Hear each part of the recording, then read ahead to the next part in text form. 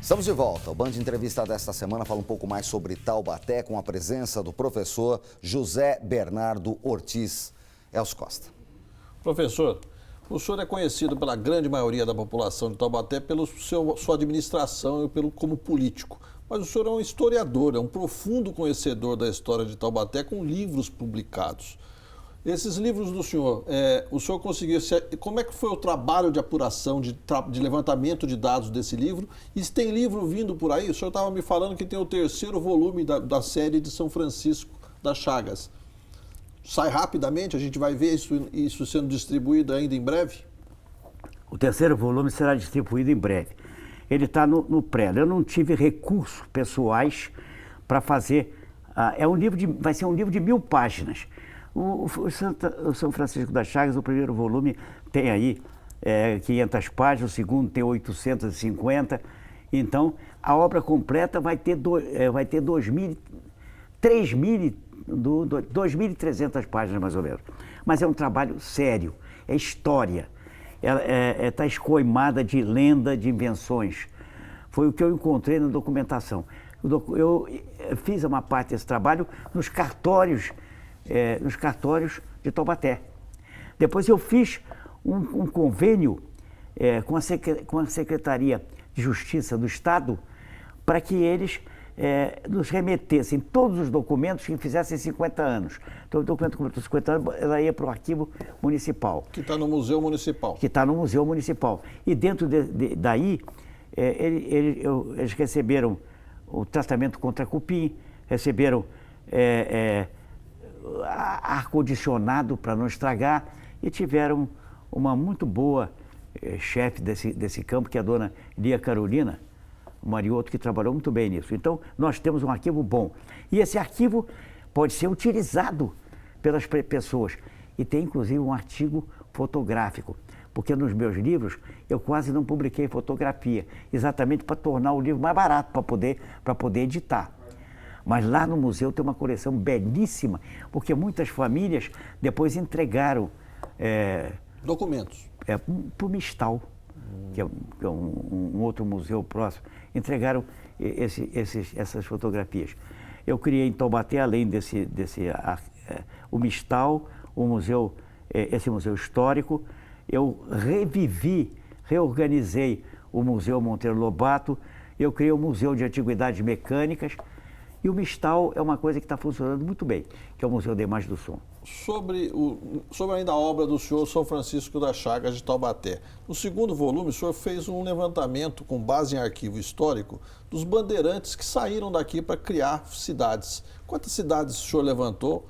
E qual é o caso mais interessante de cidade que o senhor pode citar, criada por taubatianos, bandeirantes de Taubaté? Taubaté era uma cidade que sabia que havia bandeirantismo, mas ninguém sabia quais eram os bandeirantes e as cidades tinham sido fundadas. Eu andei nos nossos arquivos e também fiz uma consulta bibliográfica grande, inclusive nos livros de bandeiras paulistas de Toné. Então eu tinha aqui esse nosso arquivo, que depois eu consegui transferir uma parte dele para Taubaté, e eu fui às cidades do sul de Minas Gerais, onde a gente sabia que tinham sido os bandeirantes tinham andado. Mariana, Ouro Preto, que é a antiga Vila Rica. Mariana, que foi a primeira cidade de Minas Gerais, a primeira Câmara de Minas Gerais foi Mariana. Portanto, é a cidade mais antiga. Pitangui, andei. Depois tem o Venceslau Brás. Eu andei também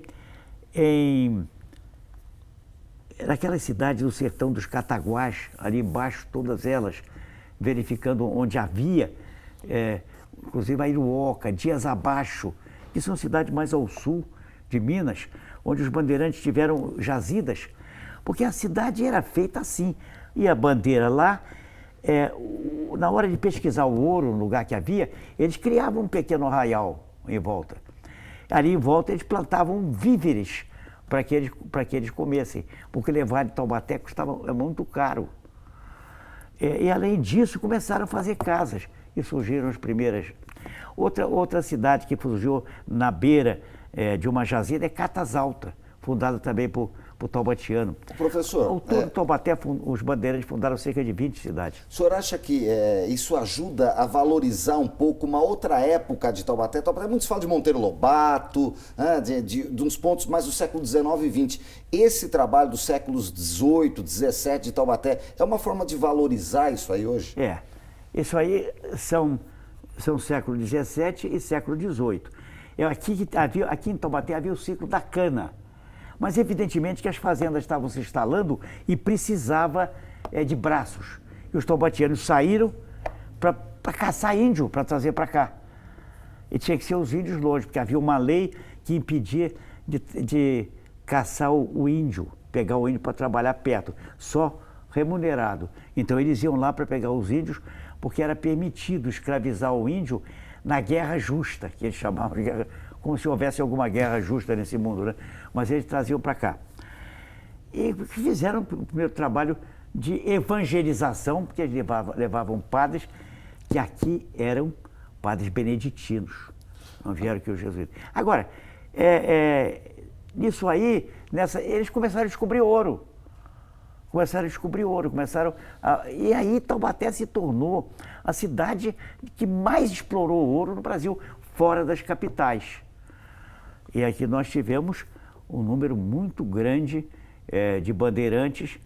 Eu acredito que nós tivemos uns 400 ou 500 pessoas que se dedicaram a isso. Agora, nós estamos falando do senhor como historiador, escrevendo livros de história, que o senhor mesmo fala que são livros mais austeros, sem fotografia, né? Agora, o campeão de venda do senhor não é um livro de história chato, é um romance. É um romance histórico. O senhor pode me falar quem são os personagens históricos desse romance? Eu fiz o São Francisco das Chagas, que tem 3 volumes. Ele tem 2.700 páginas, ao todo dos 3 volumes. Eu tenho um outro livro sobre um estudo genealógico de 11 famílias da região. Esses são 3 volumes também. São velhos troncos. Os velhos troncos. E eu fiz um outro livro, eu pretendia ter um romance histórico feito aqui. Eu não consegui ninguém que fizesse um romance histórico mesmo. Então eu mesmo escrevi, que é sobre a Confederação dos Tamoios. De índios que vão para a Confederação dos Tamoios e lá encontram Anchieta. Então, procurei realçar a figura de um homem que realmente foi um gênio, Anchieta. Falava vários idiomas, inclusive o tupi, que ele aprendeu. E ele passou a escrever em tupi, porque foi o primeiro indivíduo que escrevesse em tupi, porque o tupi era falado, o índio não tinha alfabeto. Então, isso. E a Memória Guaianá. É um livro que tem umas 200 páginas que eu escrevo. Depois, eu escrevi artigos que eu publiquei em jornal e agora eu tenho para publicar Relatos que o Tempo Guardou, que é uma porção de episódios sobre pessoas de Taubaté que lutaram por Taubaté, inclusive um piloto da Segunda Guerra Mundial taubatiano, que é um coronel, que foi um coronel da aeronáutica, muito interessante a vida dele, e várias pessoas. E eu tenho ainda iniciado por escrever, eu vou precisar de tempo para escrever isso, que eu vou precisar fazer mais algumas pesquisas, mas aí nos meus arquivos, que é um livro, O Prefeito de São Francisco, em que eu vou escrever o que eu tive numa cidade de São Francisco. Evidentemente, as pessoas que eu vou citar com o nome trocado, para evitar qualquer problema, mas eu vou contar o que eu fiz e o que eu vi nisso aí. E, companheiros, eu vi muita coisa interessante.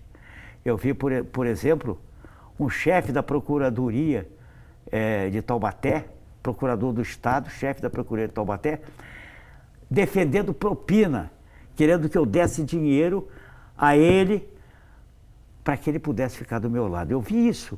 E eu disse ao Montoro, isso aí é uma coisa muito grave. E eu não tenho dúvida, e essas histórias a gente vai continuar contando aqui depois do intervalo. Mais uma rápida parada, o Band de Entrevista volta já.